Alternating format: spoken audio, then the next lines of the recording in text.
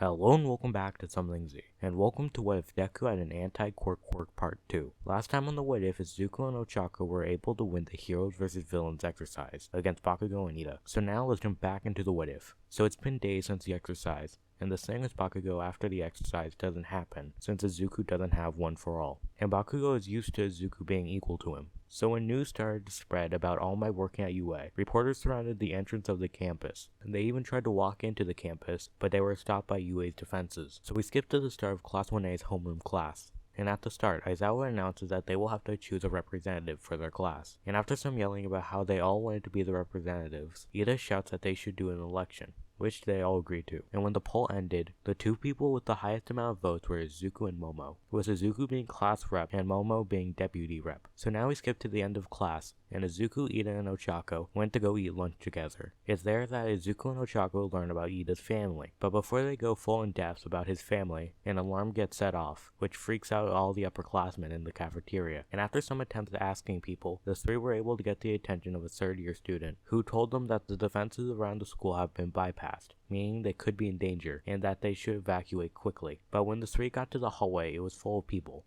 and before they were able to escape to find another way out, they got pushed further into the hallway, to the point where they couldn't escape. And after being pushed and shoved around the hallway, Ida eventually gets pushed against one of the hallway's glass walls. And when he looks through it, he sees no villains. All he sees are reporters at the door of the school asking questions to Eraser and President Mike, while they are trying to tell him to go away. So when he sees Ochako, he tells her to use her quirk on him, and when she gets close enough, she touches Ida's arm, which makes Ida float into the air. Then he used his quirk to launch himself onto an exit sign right above everyone. And when he lands, he shouts that everything is okay, and that there's no villains, and that the alarm was triggered by reporters. And when the students in the hallway heard him, they looked out through the glass walls, and they saw exactly what Ida said. So when everyone calmed down, everyone was able to go back to their classes. And when Class 1A got to their class and they all sat down, Izuku announced at the front of the class that he will step down from being class rep, because he didn't help that much during lunch. Then he says that Ida deserves to be class rep, and he offers the title to Ida, who accepts the offer. So we skip a couple of days, and at the beginning of the school day, Aizawa announces that everyone will be going to the USJ for a field trip for rescue training. So after everyone gets into their hero costumes, including Izuku, because during the fight with the Bakugo only his mask was burned, so it was faster to be repaired.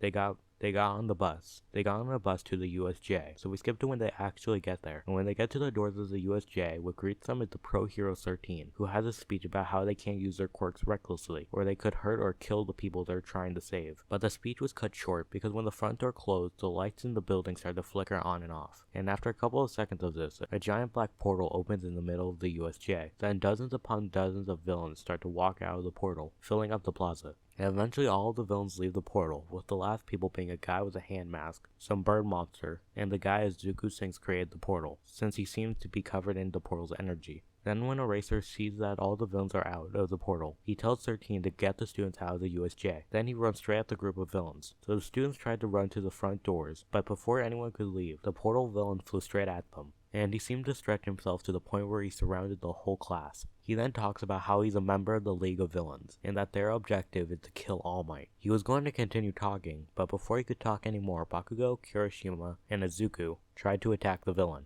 But before any of them were able to hit him, he dodged them. Then he teleports the students to random places in the USJ, and when Izuku was about to be teleported, he tried to cover himself in an aura, trying to stop the teleportation. But Izuku wasn't able to cover himself completely in time, so he still gets teleported. And when Izuku can open his eyes without seeing just pure darkness, he finds himself in a giant pool of water. But before he could figure out where he is, a villain with a shark-like quirk swims towards him. But before Izuku gets bit or attacked in any way, Sue lands on the villain's head, grabs Izuku with her tongue, and when Izuku was secured, she jumped off the villain's head, launching the villain down a couple of feet. And after some time, Izuku was lifted on top of a boat by Sue. And when he landed, Sue left to find more people. And after a couple of minutes, Mineta was dropped onto the boat with a loud thud. Then shortly after, Sue climbed onto the boat. And after a couple of minutes, the boat started to be surrounded by villains. But none of the villains seemed to make an attempt to climb the boat. But what Izuku noticed the most is that one of Mineta's balls was floating in the water, and a nearby villain was swatting it away in caution. So after seeing this, Izuku, after some thinking, came to the conclusion that the villains don't know what their quirks are. Then the three talk about what each other's quirks are. Then Deku saw one of the villains start to manipulate water into a giant hand. So he got one of his darts and focused a lot of energy into it.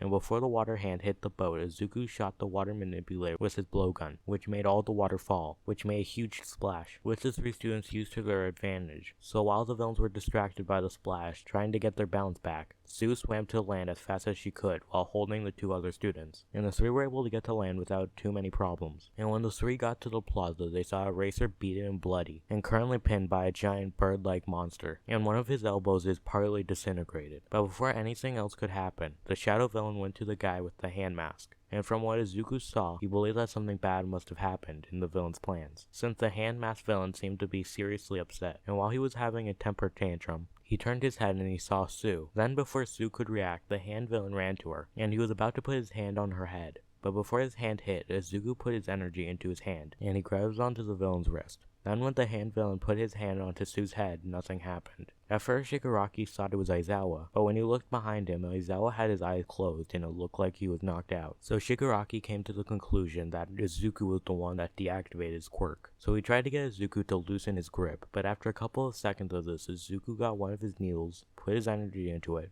and he put it into Shigaraki's arm, which would keep his quirk deactivated for a minute. And when Izuku did that, it made Shigaraki mad, so he told Nomu to get Izuku, and in a blink of an eye, the bird monster appeared in front of Izuku, and he punched Izuku as hard as he could. But before the hit landed, Izuku put his arms up to protect himself, and when the hit landed, it launched Izuku around 20 feet away, and he broke his left arm on impact. It was also around that time when the doors of the USJ bust open, and the person that broke the doors was All Might, who looked angry. Then he ran to the plaza as fast as he could, and when he saw Aizawa and Izuku, he got them out of the way, and he placed them next to Mineta and Sue. Then he tells them to bring them to safety. But Izuku said that he was going to stay to fight, and seeing the determined look on Izuku's face, All Might could see that he couldn't stop him. So the two bring Aizawa to the front doors of the USJ, and while they were doing that, Izuku came up with a plan to beat the monster. So he tells All Might to distract Nomu, and to hold him in place, and after some time, All Might was able to put Nomu in a suplex. But the word villain made it so Nomu was able to grab onto All Might's sides, and while All Might was distracting the Nomu, Izuku put as much energy as he could into 10 needles, and he pinned them into the Nomu's sides. And since Izuku's quirk makes quirk deactivate completely, he was able to deactivate all of Nomu's quirks. But since it's attacking them all at once, it does not deactivate them all, but rather makes all of the Nomu's quirks weaker than they would normally be. So now let's say that instead of Nomu being at 100%, it's now at around 85% strength, so it's not strong enough to make that much of a difference. So after Izuku got all the needles into Nomu, Shigaraki ran at Izuku to attack him, but since Izuku used so much of his energy, he needs to wait a while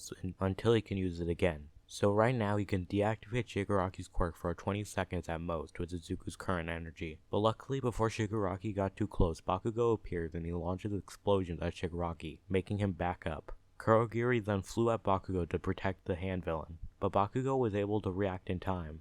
So he pinned him to the ground using Kurogiri's neck brace, and he keeps him to the ground by threatening to blow him up if he moves. Then Todoroki shows up and he freezes the Nomu's left leg, but when Tomura sees everything, he tells Nomu to save Kurogiri. Then Nomu breaks free from the ice, and it slowly starts to regenerate, and after around 30 seconds it barely has its foot muscles, but it still runs at Bakugo before he can react. But before the attack hits, Bakugo appears next to Izuku. Then when everyone looks to see where Bakugo was originally standing, they see All Might, with his arms blocking the punch. Then the two go at it, with All Might and Nomu exchanging blow after blow, but after around 250 punches, Nomu starts to get launched into the air. And with one final punch with all of his energy, All Might launches the Nomu through the roof of the USJ. Then he shouts that the villains are done for, and since Nomu was weakened, All Might was able to defeat it easier, so now he at least has a little bit of energy left, to at least move a little bit. But Kurogiri was able to tell All Might was heavily weakened, so Shigaraki uses this opportunity, and he tries to run at All Might. But before anyone could do anything, Shigaraki gets shot multiple times in his arms and leg, and when everyone in the plaza looks at the front doors, they see the teachers of UA. And seeing this, Shigaraki